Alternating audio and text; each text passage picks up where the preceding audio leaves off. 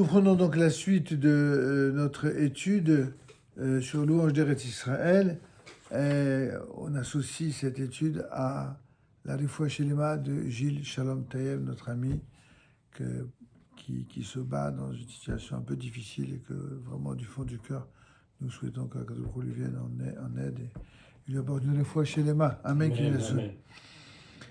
Donc, nous sommes arrivés à une cinglante critique formulée par Rabbi Yehuda Halevi qui profère une critique acerbe contre les Juifs de son temps et peut-être d'autres temps pour leur attitude négligente et leur manque d'intérêt à l'égard de la terre d'Israël.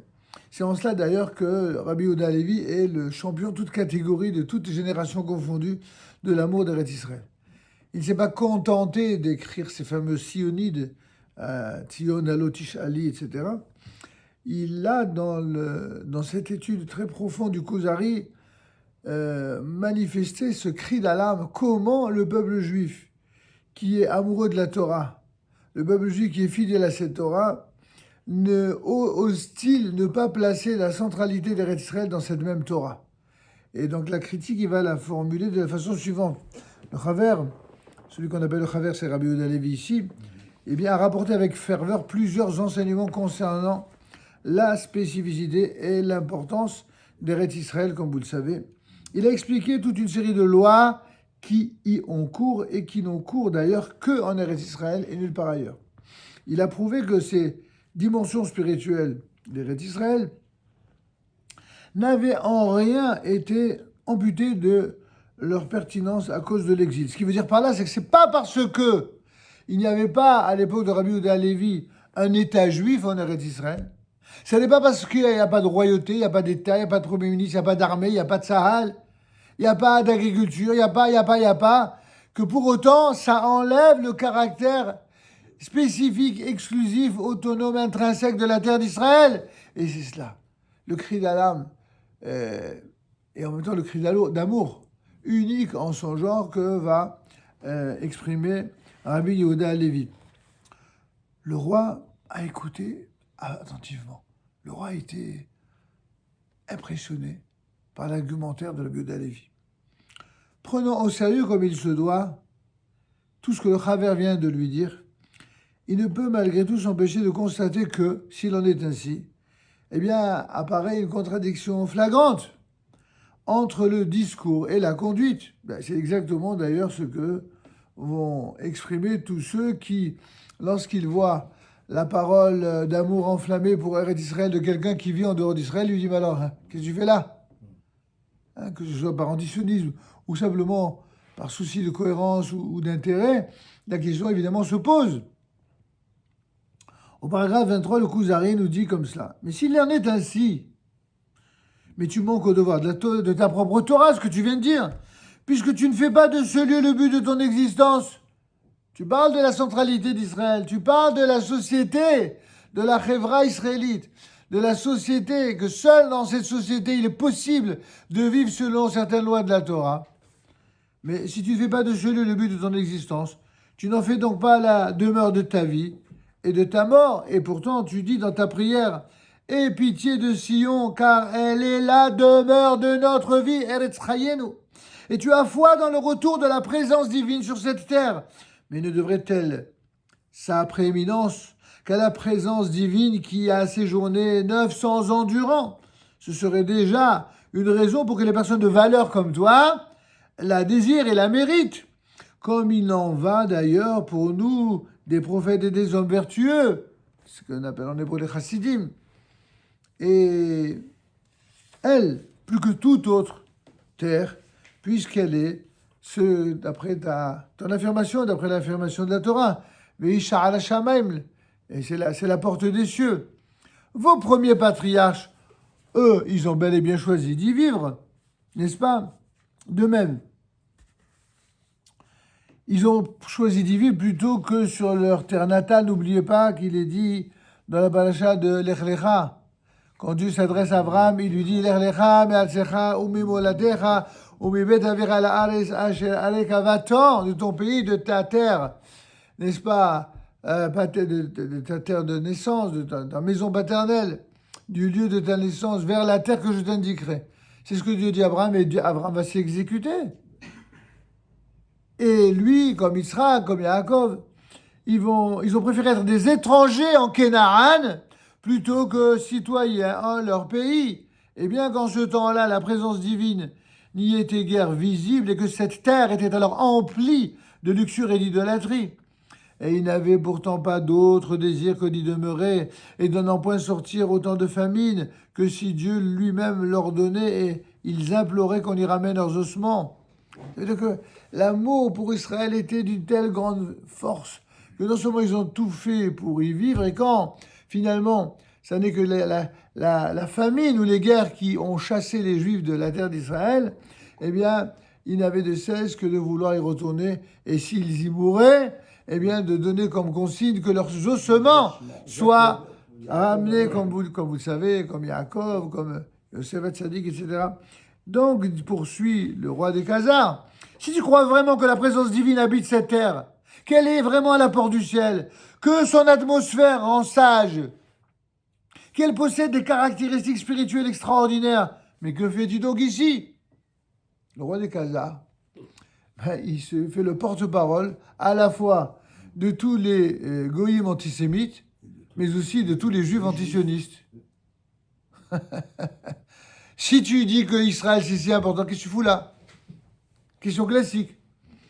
Alors voyons un petit peu cette étude intéressante, ça devrait intéresser justement, à part les juifs normaux, ça devrait intéresser les juifs antisémites et les antisémites anti-juifs. Hein, la réponse. Pourquoi ne vis-tu donc pas là-bas? Les patriarches lui ont voué leur vie, ils ont demeuré dans les pires conditions, ils ne l'ont quitté que sur un ordre divin explicite. Pourquoi donc vous les Juifs ne faites pas tout ce qui est en votre pouvoir pour y monter, pour y fixer votre résidence? Vous ne trahissez pas seulement l'héritage de vos pères, vous vous coupez ainsi de toute l'histoire du peuple d'Israël. Waouh! Quelle critique cinglante! Il a raison. Mais évidemment qu'il a raison. On serait tranquille aujourd'hui. Et nous qui disons qu'il a raison, qu'est-ce qu'on fait ici? Il a raison. Il a raison. Il a raison. Bon, demain, vous partez. Et après-demain, on vous rejoint. Les attachés oublient ça. Alors, le roi avait bien déjà dit, non seulement vous ne vous efforcez pas de vivre en Israël, mais de plus, vos prières ne sont que mensonges en votre bouche. Waouh!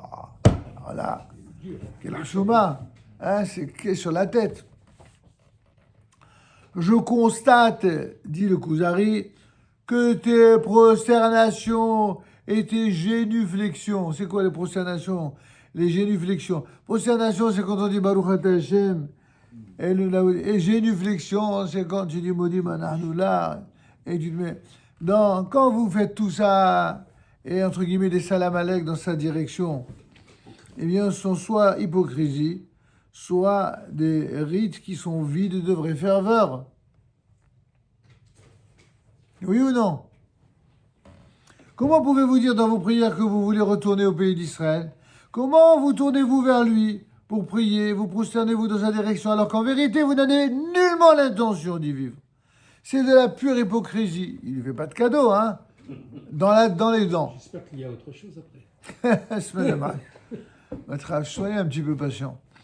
Rabbi Yehuda Halevi, ici, fait tenir au roi des Khazars des propos de critique acerbe à l'égard des Juifs en général, mais notamment de ses contemporains en particulier, et évidemment des nôtres, de nos contemporains. N'ont-ils pas négligé l'amour de la terre et l'abnégation que nous lui devons? Combien de fois vous avez des gens qui vous parlent du matin au soir de Torah, de mitzvot, de Mashiach now? Mais Israël, zéro. Ou alors si, quand il y a un attentat. Quand les télévisions en parlent, alors ils sont... Alors comment est-ce possible? Bon, on va voir que sans... Non, il y a toujours des arguments de bonne foi. Il ne s'agit pas... Vous savez, la réflexion des Chachamim, c'est pas un tour de passe-passe. La grosse différence, c'est ce que disent toujours nos sages. Pourquoi la vérité ne peut sortir que du Beth Midrash, comme là on étudie ici? Parce que la vérité, ne doit jamais nous faire peur, même si parfois elle nous met mal à l'aise, parfois si elle montre certaines dimensions de contradiction. Pourquoi? Mais parce que c'est comme si vous disiez à quelqu'un, mais espèce d'hypocrite, si tu fais pas toute la Torah de A à Z, mais t'es qu'un bouffon. Si tu faisais rien. C'est comme si tu faisais rien. Mais tous ceux qui parlent comme ça, et on connaît une partie du monde juif qui parle comme ça, eh bien, en général, soit ils génèrent des gens qui font semblant d'être à 100% alors qu'ils camouflent plein de choses, soit, ce qui est encore pire, ils génèrent dans leur propre rang et chez leurs propres enfants des gens qui en ont ras-le-bol et qui rejettent tout. Pourquoi? Parce qu'en fait, ils font comme si la Torah elle était donnée aux anges. La Torah, elle a été justement donnée aux hommes pour comprendre qu'elle n'est pas pour les anges. Elle n'est faite que pour les juifs qui sont, par nature, comme tous les êtres humains, en totale logique de progrès et de progression. C'est tout le contraire du progressisme. Le progressisme, version philosophique, c'est un progrès moral qui remet en cause les règles. C'est donc l'inversion des valeurs. On remplace les règles de droit, les règles de morale de la Torah, par une nouvelle morale fondée sur les mensonges, sur le vice et sur la légitimité de l'insubordination, de l'arrogance et de l'insoumission. Bon, on voit ce que ces systèmes-là ont généré dans nos sociétés. À l'inverse, nous, quand il y a quelque chose d'incohérent, on ne dit pas que oui, on est cohérent. C'est encore une fois, Moumi, c'était ça la réponse à votre question tout à l'heure. C'est pour ça que les rabbins de Babylonie ont précisément dit que celui qui vit en dehors d'Israël, c'est comme s'il n'avait pas de Dieu. Ils n'ont pas dit il n'a pas de Dieu. C'est comme si, parce que c'est l'image qu'ils donnent à ceux qui ont une vue raccourcie. C'est-à-dire ceux qui sont toujours donneurs de leçons quand ils ne se regardent même pas dans la glace. Les rabbins ne sont pas là pour donner des leçons, ils sont là pour partager des leçons. Et pour dire la vérité de Dieu, la vérité de Khamim, la vérité de la Torah. Cette vérité, qu'elle gêne ou pas, c'est pas le problème, c'est la vérité. On camoufle rien. On doit dire la vérité. C'est la vérité par-dessus tout. Il n'y a pas de demi-vérité. Exactement. Ah, et alors, si c'est la vérité, alors pourquoi tu n'es pas... Je suis pas encore à la hauteur, je suis pas encore... mais c'est ce que moi-même, quand on m'a posé la question, mais je comprends pas, avec tout l'amour que vous avez pour Eretz Israël, vos enfants, ils sont là-bas, vos élèves, ils sont là-bas, qu'est-ce que vous faites là? Je dis toujours, et très sincèrement, c'est que de deux choses, soit je suis pas encore assez méritant, soit peut-être que Dieu a mis des obstacles pour que je continue à faire pour l'instant un travail, une mission pour la collectivité. J'espère que c'est ça la raison. Je ne sais même pas moi-même. Jusqu'au jour où, Baruch Hashem, ou Be'ezat Hashem, on en sortira encore. Est-ce qu'on va dire à Mavdil, Kamouvan, Elef Alfi Avdalot, est-ce qu'on va dire à Moshe Rabbeinu, ben, tu sais, quand il n'est pas rentré en Israël, c'est que finalement, tu valais rien. Putain, c'est le plus grand de tous les grands. Il a prié, il a supplié Dieu par 515 tfilotes pour mériter dans Israël. Finalement, son rôle à lui, c'est autre chose. Et il est mérite Israël, Vada qu'il est mérite Israël. Il n'est peut-être pas monté pour 1000 raisons invoquées dans le Talmud et dans le Midrash. Mais sauf c'est lui qui a fait monter tous les Juifs. Envers et contre les explorateurs, envers et contre les brouilleurs de pistes, comme on en a dans chaque génération. D'accord, donc c'est pas, on n'est pas gêné de cette question, bien sûr que non. Voyons comment le Rav va développer la réponse quand même, puisqu'on n'est pas allé au bout de la démonstration.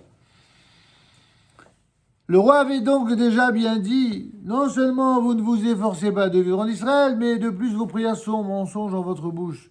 Je constate que tes prosternations et tes génuflexions dans sa direction sont soit hypocrisie, soit des rites qui sont vides de vraie ferveur. Comment pouvez-vous dire dans vos prières que vous voulez vous retourner au pays d'Israël? Comment vous tournez-vous vers lui pour prier, pour vous prosterner vous dans cette direction, alors qu'en vérité, vous n'avez nullement l'intention d'y vivre? C'est de la pure hypocrisie. Alors, puisqu'on voit clairement ici l'intention de Rabbi Yehuda Levi, c'est lui qui fait le dialogue, je vous signale quand même. C'est Rabbi Yehuda Levi qui fait les questions et les réponses, en vérité. Cette mise en... Vous voyez, cette mise en scène, ben oui, c'est Rabbi Yehuda Levi. Rabbi Yehuda Halevi fait tenir au roi des Khazars des propos de critiques acerbes à l'égard des Juifs en général et de ses contemporains en particulier, et donc des nôtres. Dont il n'a pas négligé l'amour de la terre d'Israël et l'abnégation que nous lui devons. Pour ceux qui étaient avec nous les précédentes années, où nous avons consacré pratiquement 3 ans à l'étude de Emma Benim Smecha, eh bien, vous vous rappelez que ce genre de question a été également soulevé.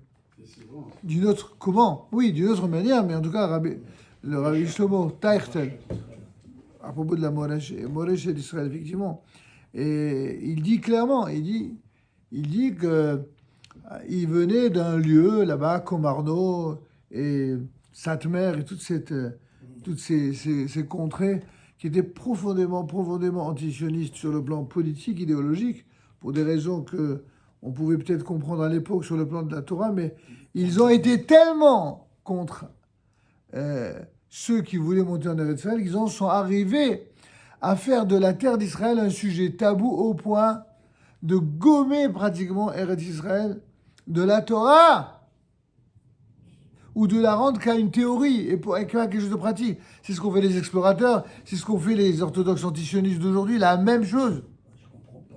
Bon, il y a beaucoup de choses qui sont difficiles à comprendre. En vérité, c'est la raison. Évidemment, il n'y a pas qu'une seule explication, mais la raison profonde, c'est qu'il y a des niveaux d'être qui sont différents. Et que le paradoxe qui s'ajoute au paradoxe, c'est que même quand quelqu'un, il est d'un niveau de Torah plus grand qu'un autre, ça ne veut pas dire qu'il est plus clairvoyant sur certaines choses de la Torah. La preuve, c'est qu'au nom de la Torah, certains se sont tellement montrés vulgairement anti-sionistes parce que le sionisme exprimé par certains était un sionisme sans Torah, voire même anti-Torah, que par réaction, eh bien, ils en sont arrivés à pourrir tout ce qui était lié à la terre d'Israël. Et chose dont ils se défendent, ou en tout cas dont les descendants se défendent, mais la vérité, c'est ça. Sinon, d'ailleurs, ils n'auraient pas généré autant de gens qui abandonnent la Torah.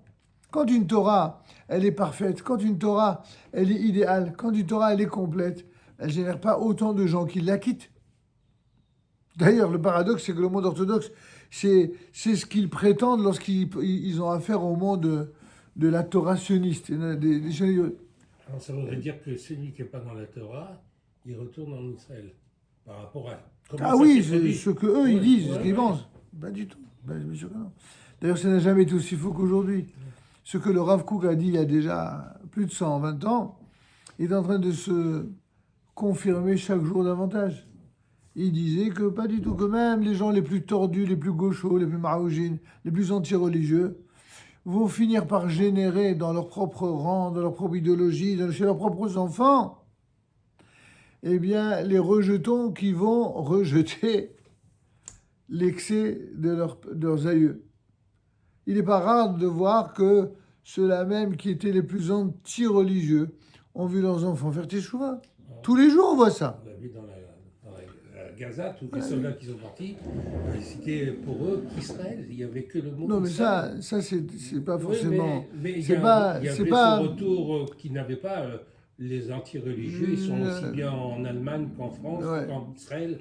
En tout cas, non. Moi, je crois que à la suite de l'agression de Simchat Torah, il y a autre chose qui s'est produit.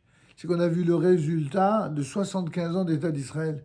Ce que certains se refusent à voir parce qu'ils ont la Ain Hala sur l'État d'Israël. Ils ne voient que ce qu'il y a de tordu. Ils ne voient jamais ce qu'il y a de bien.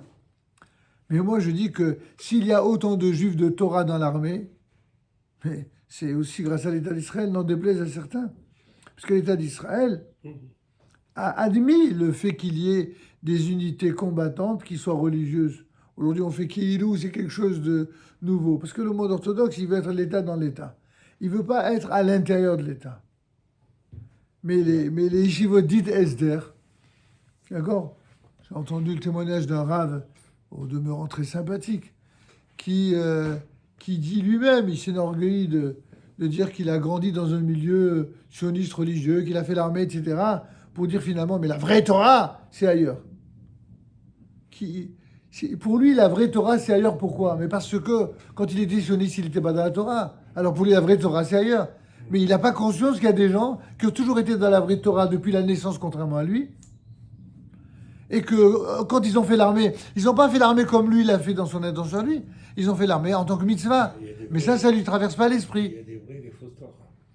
Mais non, il y a des, Quand on dit il y a je suis des dans la gens. vraie Torah, ça voudrait dire que Non, l'autre, c'est parce vrai. c'est parce qu'il ne parle de Torah qu'en termes d'idéologie. Pour lui, la vraie Torah, c'est de l'idéologie. Il peut pas séparer à aucun moment l'idéologie de la Torah.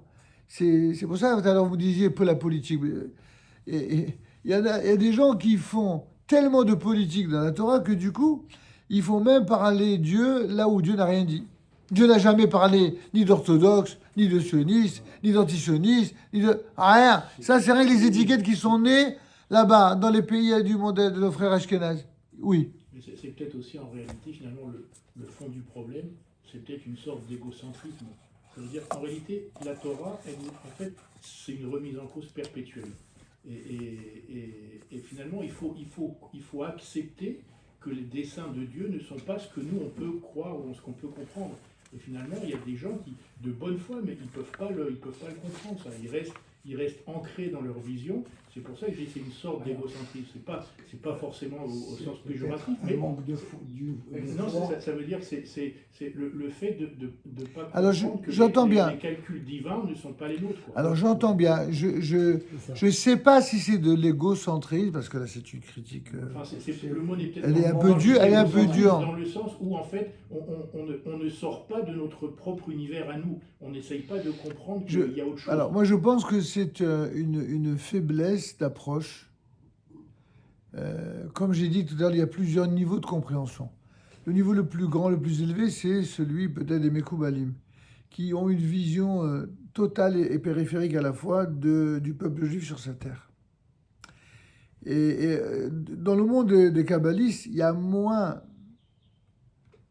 cette parcellisation du monde juif. Sauf ceux qui, avant d'être kabbalistes, avant d'étudier la Kabbalah, ils étaient eux-mêmes des produits de système.